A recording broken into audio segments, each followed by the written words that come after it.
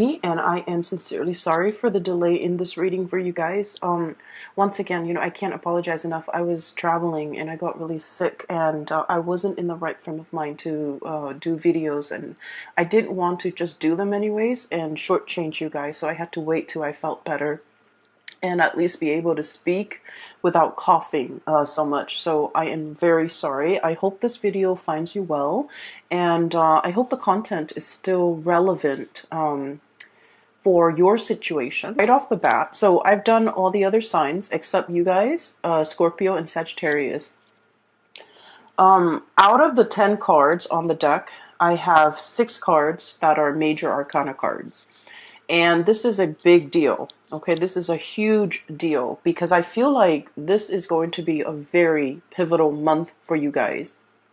I felt that way with the Aquarius reading, and then also with the Gemini reading.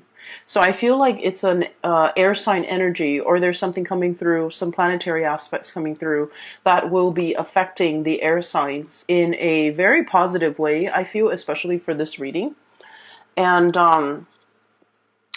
let me just say that out of the 10 cards, I have 2 cards that are about choices and options, okay? So I have here the Lover's card. The depiction is very different here, but this is the major arcana.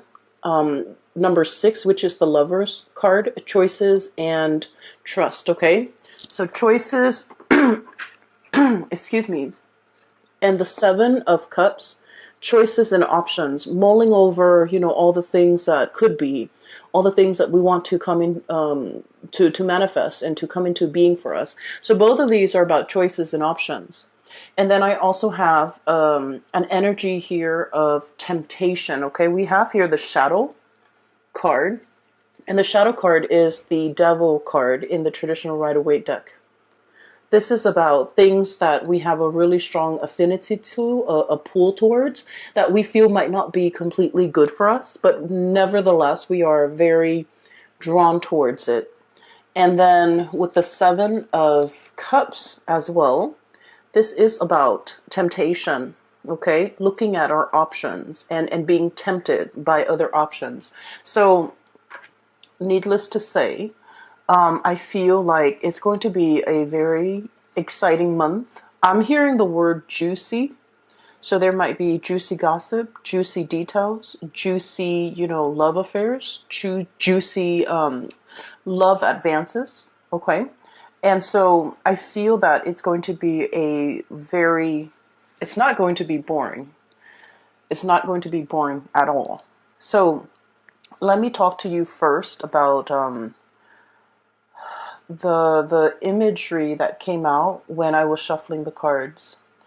And the word that I heard was a feast, okay? And what I saw was, it looks like it looks like a scene on a boat, like on a cruise ship. Long ago, like probably you have this man. He's at a dinner table at on a cruise or in a very extravagant restaurant, right? So he's got a suit on, a tuxedo, like a black and white tuxedo on. He's dressed really, really nicely. He's about 30 years old. And he sits down at a table with tablecloth, and the waiter, and I just cannot express how decadent the environment is. I mean, it's got tablecloth. It's a fancy dining place. And the waiter comes in with the wine list and comes in with the special, and the waiter is just like, "What would you be having today, sir?"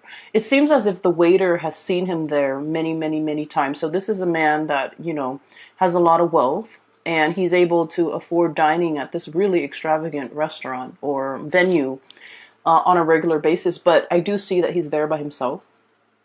But he's able to be there. He's able to have the money and the resources in order to dine there. And the waiter's just like, "What will you have today, sir?" And the man says, "I want everything." Okay, I want everything. And this is, so it happens that this is a seafood restaurant. That's what I feel. And so the waiter comes back a moment later, possibly like 15, 20 minutes later, once the food have been prepared. And he comes in with this platter. It's a huge platter. It's enough to feed a couple of people. But he brings it to the man's table. He opens up the lid, and you see a lobster in the middle, like oysters on the side of it, oysters on the side. And then there are, a variety of dipping sauces. And there are also like different platters with different types of seafood prepared in different ways. Okay, so I feel like, he's ordered a feast. He's ordered a lot of things. And he does it because he can. Because he has the wealth and he has, the resources in order to do so. I don't see him eating it. The scene just cuts out. So, first of all, let me talk about this whole concept about a feast, okay? And I feel like it's really drawing my attention to like a feast or famine type of an environment, okay?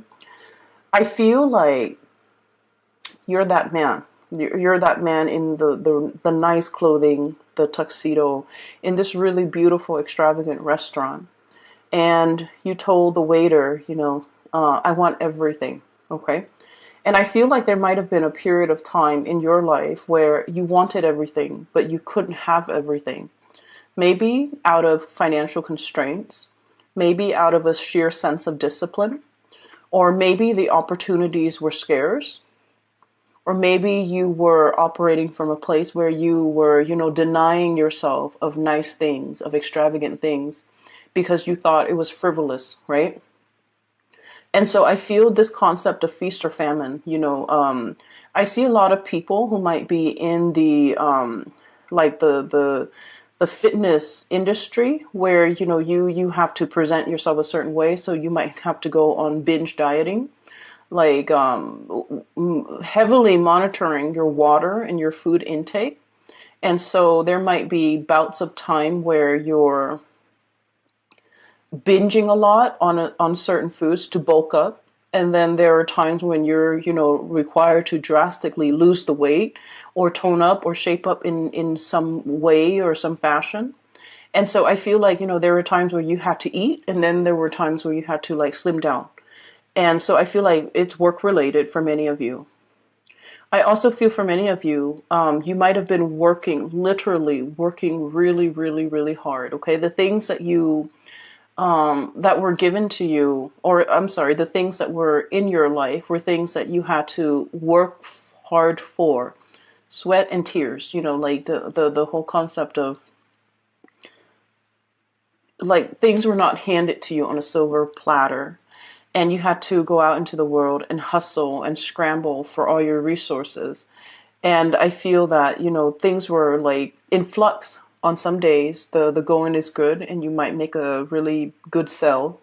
And then on other days, it's like a famine where it's a drought. Like there's just no customers, no sales. And so I feel that because of it, when you are in a good position, when you feel that you could have a lot of resources, when you have a lot of resources, you feel like, I deserve this. I'm going to splurge. I'm going to binge. I'm going to buy the things that I have been depriving myself during times of famine. And so that's what I'm sensing. So I feel like there's something here where things are heavily in flux, okay? And then I also feel, the whole concept with seafood and oysters and things from the, I guess, from the realm of water, animals that dwell in the realm of water. I feel like this is definitely an emotional feast, an emotional feast. For some reason, they want me to let that sink in with you or let that sit with you for just a moment, an emotional feast. Hence the whole concept with temptation and, a draw, an emotional draw towards a specific thing, a specific person, someone who's very alluring, something that is from the realm of water, potentially, out of our league. Okay, so out of our league, like the leagues of the sea. it's a measurement unit. So the like some out of our league or somebody who's like traditionally not somebody that we think we would be able to attain, we would be able to have, and then all of a sudden they give us a lot of attention and we're just like, oh my gosh, you know. And then I'm also hearing as well, you know, with this emotional feast, um, I'm hearing as well, you know, like emotional eating and emotional binging, wanting to fulfill a deeper part of our emotional needs with food, with substance, with things, and an emotional void, an emotional need cannot be fulfilled with things, okay? And so that's for a very small minority, but I feel like the whole imagery is very decadent. It's very sensual, and it is also really tactile, okay? I'm drawn to the oyster, like the hardness of the shell is contrasted by the softness and you know the softness and the sliminess of the insides. Okay, it's something that is really hard on the surface and it is very slimy in the center. I feel like you're dealing with someone like this where they're very, very hard up. They put up a wall. They are very cold and possibly, you know, abrasive on the surface. But inside is this, you know, gooey, soft middle. So it indicates to me somebody who has a really soft heart, and I feel like the world has made them very hard. The world, life was hard for them. This could also be you, Libras. Okay, so I feel that you know you're very diplomatic. A lot of Libran people are just very diplomatic, and you show a really nice face. But I do feel that you are skeptical. Okay, you're skeptical about you know about people's intentions, about life, and I feel like when you're dissatisfied with something, you voice your opinion. Okay, you will get angry, and you will be able to say like you know exactly why that bothers you or why you're discontent. And so I feel like there might have been you know periods of famines where you're just like very discontent. And what I'm seeing as well is with this whole concept about you know that gushy center, feeling your heart soften all over again, and being able to live your life more from that heart space rather than letting that abrasive, hard, I feel like, you know, gritty outside or exterior get to you. Okay? So it's a very, very sensual type of a reading, and I'm going to talk about, you know, the cards individually. So, first of all, moths to a flame. Okay, so I have here this is the Five of Cups, and it's also the Firefly. Okay, so this is like um, a, a flicker of light, somebody sending out their intentions, making their intentions known, drawing attention to themselves, and especially, you know, winged animals, especially insect. They are messengers. They're all about being able to communicate. And I feel like there is an emotional message here that somebody is communicating to you. But I feel that they have that hard exterior about them. They might have been burned in the past. They might be a little bit shy. They might not know how you are responding to them. They might not know how you feel about them. They might be very hesitant about your ability. They might be very hesitant about how to initiate contact. Okay, so it's not like a calling, like, you know, I can pick up the phone or I can text you or I can, you know, shoot you an email. It's not that simple. I feel that it's somebody who is at odds with their emotions and how they feel about you. And crowning this is the Hangman, which is waiting, a state of suspension, waiting waiting for information, waiting for a situation to turn around, waiting for some type of a breakthrough so that we understand what we need to do. And with this praying mantis, once again, you know, female mantises, when they copulate, they eat the heads of the male mantis, okay?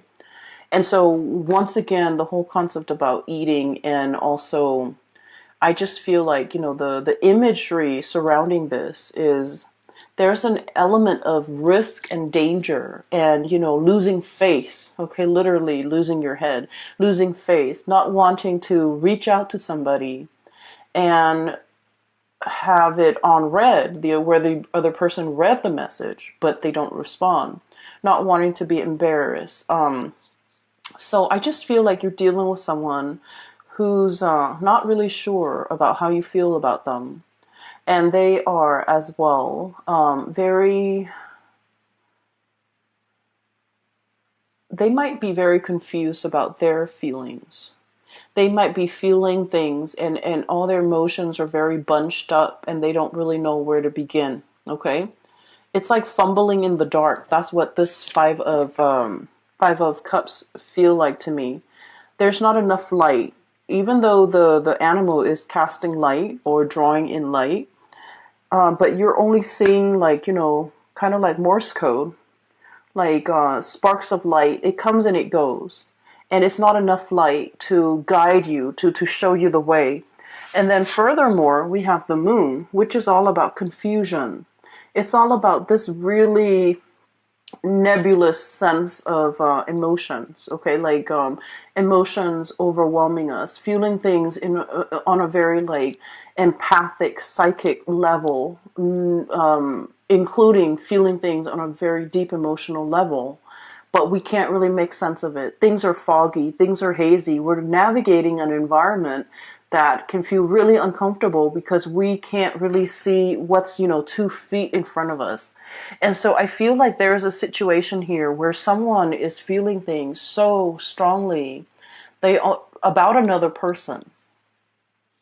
It's a mixture of really complicated feelings, love, hate, I feel, you know, and unexplicable, like wanting somebody, but at the same time, it's like, oh no, that's not, you know, my usual type. Or that's not, you know, that person would never go for me. Or even it's like falling in love with someone who you would classify as an enigma. It's someone who is mysterious. It's somebody who is confusing. It's somebody who is confused about their feelings for you. And so there might be a mirroring energy where you're one day they're like very affectionate and the next they withdraw. And you're kind of confused as to, you know, do they like me or do they not? Do they want to get together or do they not? And I feel like someone's feeling is very strong. It's overwhelming almost. It's overwhelming where, you know, the first thing you wake up, you think about this person. The last thought on your mind is of this person right before you go to bed. So it's borderline obsession. I don't feel you have a lot of good cards here. And so I just don't feel like it's a bad person for you. I don't feel like there's toxicity, you know, like just bad things. I just don't feel like an icky, yucky vibe from it. I just feel like something is very strong. It's very pure, but you're having trouble even verbalizing your feelings. You're having trouble making sense of it.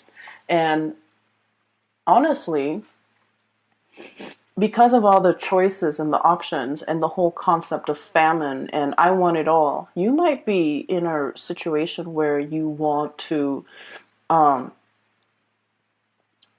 multiple people. You might be dealing with multiple people. You might be dealing with somebody that you're married to, or, you know, you're in a solid committed relationship with, and then there's somebody else that is really drawing your attention and capturing your imagination, right? And then I also feel like you might be, you know, doing a lot of experimentation, like dating, finding out what works for you. And we're in this period where there are so many choices. Once again, Seven of Cups. And actually, there's a lobster here. And surrounding the lobster, not oysters, but snails. Okay, so I just feel like, you're in a period where there are so many options, where there are so many choices, where there are so many possibilities. And look at those shells. They're so pretty, different colors. And you're kind of like this lobster, trying to, look at your options, weigh out your options.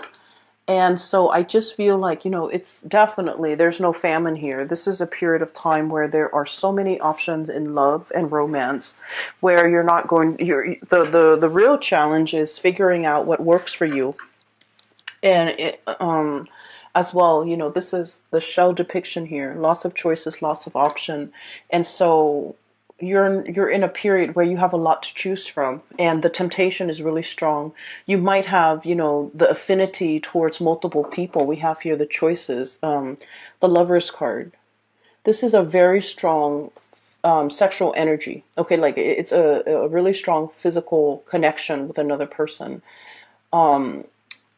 It's like finding our counterpart, being able to, it's like feeling very, very strongly passionate, obsessed, even consumed with our emotions for another person. And it flows mutually. So I definitely don't think this is unrequited at all. I feel like it is very strong. And in some ways, I just feel like you're fighting yourself. You're fighting yourself about how you should react. 7 of Wands, okay? Holding yourself back. And I also feel like, your friends, your family members, the people who know you well might have, their opinions about this connection, about this person. And they might be telling you, what are you doing? Excuse me, they might be telling you, like, what are you doing? Why are you with this person? This is not a good match. Or, they have their opinions. Everyone has their opinions. You might be dating 2 people, and people are just like, what are you doing? Why are you doing this to 2 people? Or you might be dating multiple people, and you're okay with it because this is a period of feast for you. You understand what it means to, have gone through a period of famine, and now you're in it. You just want to indulge. You want to get your hands dirty.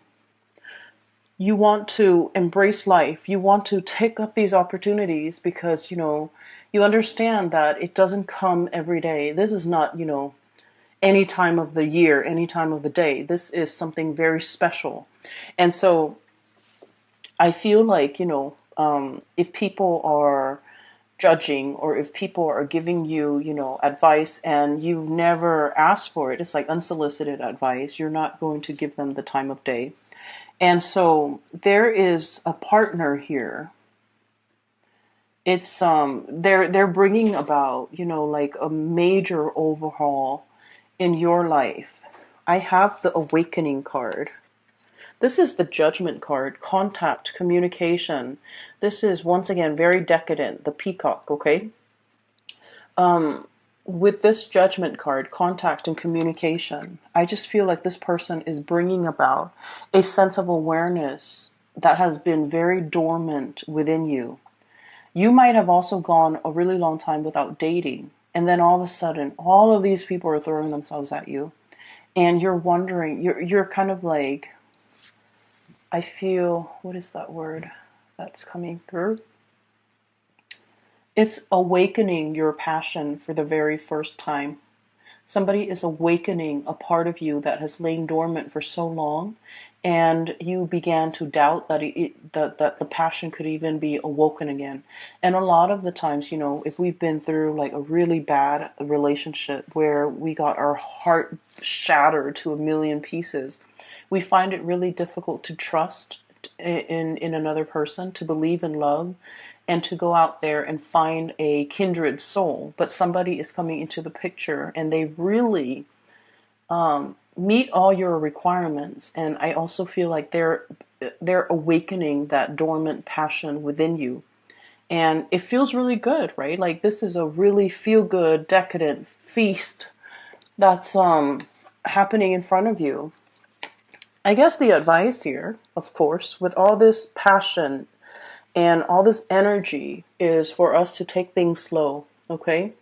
Don't lose our sight. See things in black and white. So what this means is a lot of the times when we're in a relationship, we feel that the other person that we're in love with, they can do no wrong. We overlook a lot of bad traits, a lot of bad things that surface at the from the get-go, because we're, it's puppy love. We're infatuated, and I feel like, we're willing to overlook a lot of things. So this is kind of like telling you to kind of ground yourself, keep things in perspective.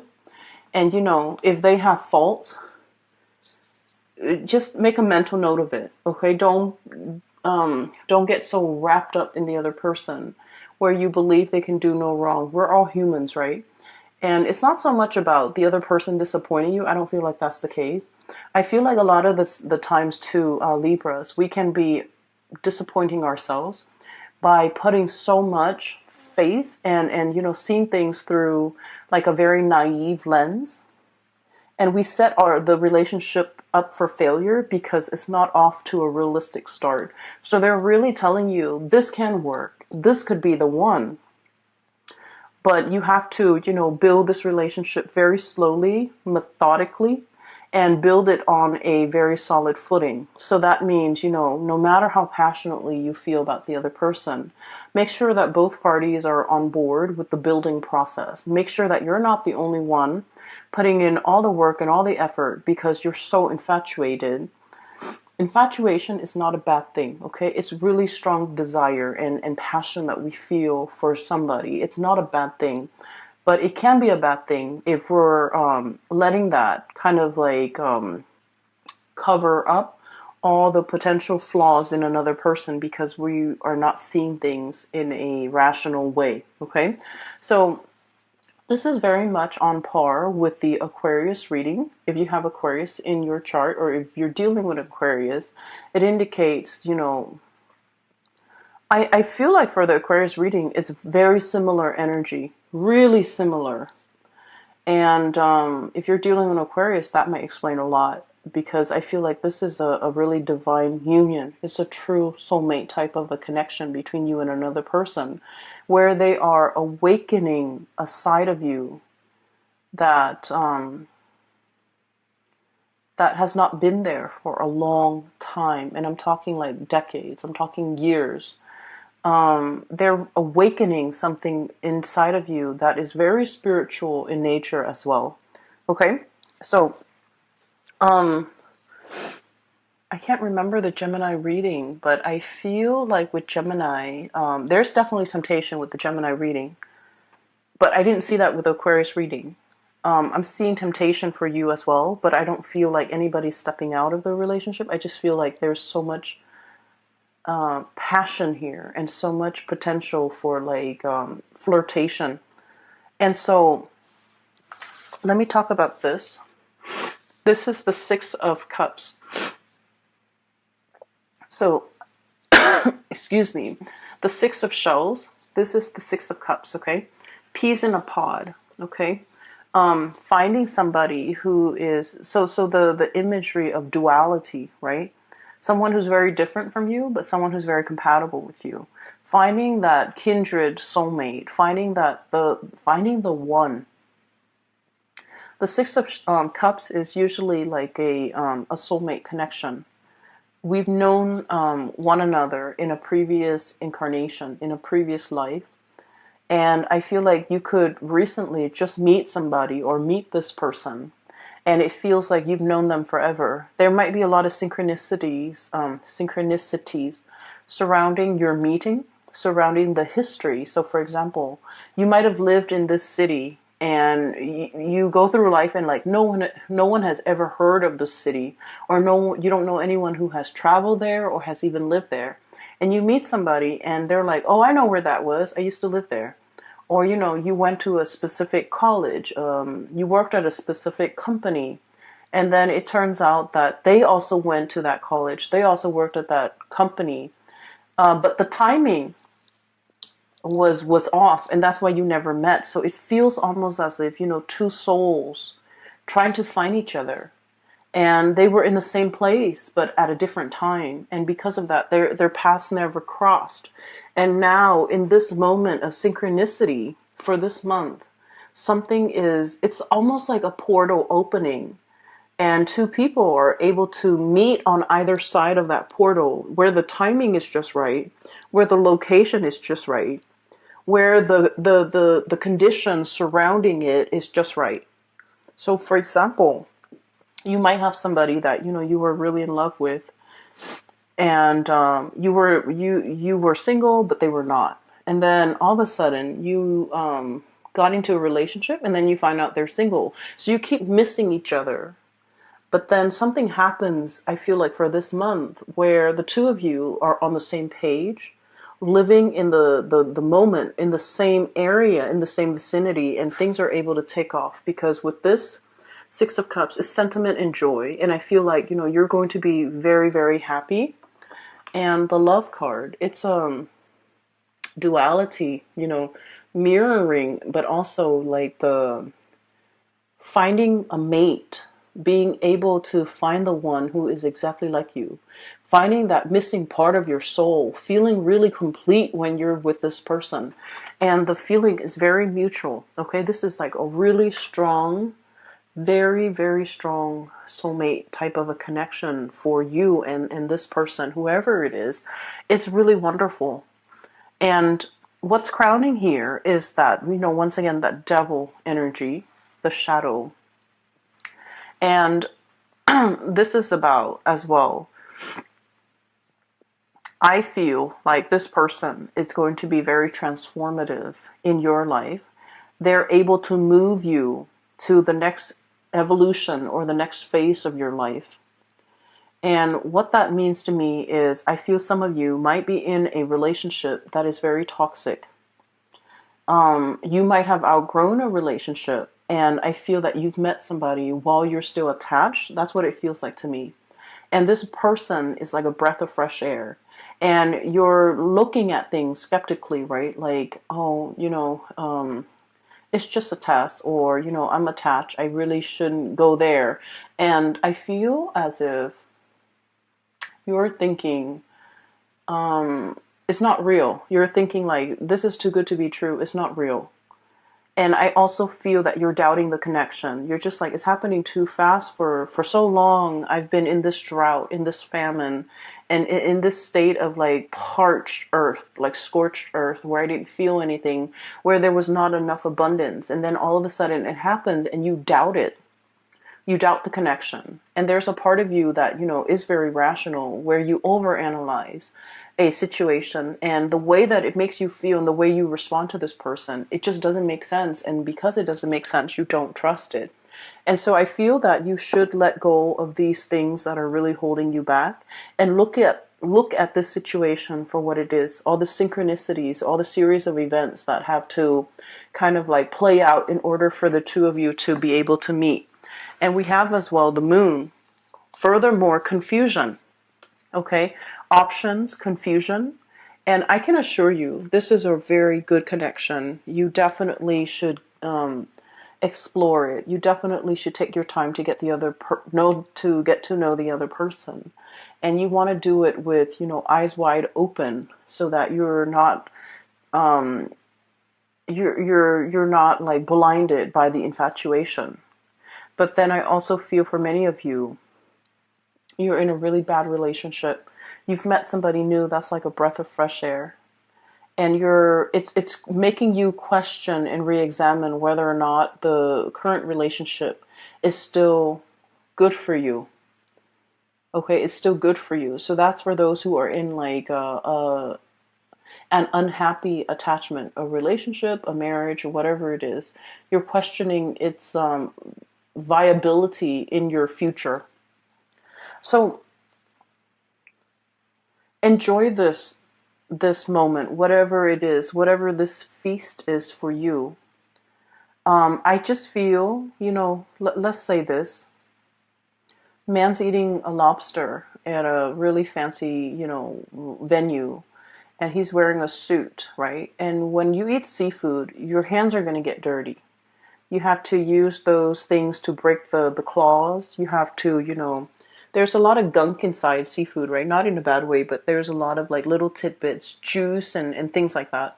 So it's not like a neat, it's not like a sandwich. It's not like something that's easy to eat. You're gonna get, guts and juice flowing all over. And so I feel like he's saying, I want everything. He really wants to experience that tactile sensation. He really wants to get his hands dirty. He's willing to put in the work. He's willing to, it's not like he's on the sidelines nibbling at life. He wants the whole damn thing. And he's willing to get his hands dirty in order to get that. And so I just feel like your mind's already made up. You're going to get involved. You're going to do whatever it takes. I feel like you might be even fighting for, fighting for a partner, fighting to get a partner, wanting to make yourself heard, wanting to make your feelings known to the other person. Okay? Which is wonderful because you guys are usually, I would say, kind of passive aggressive.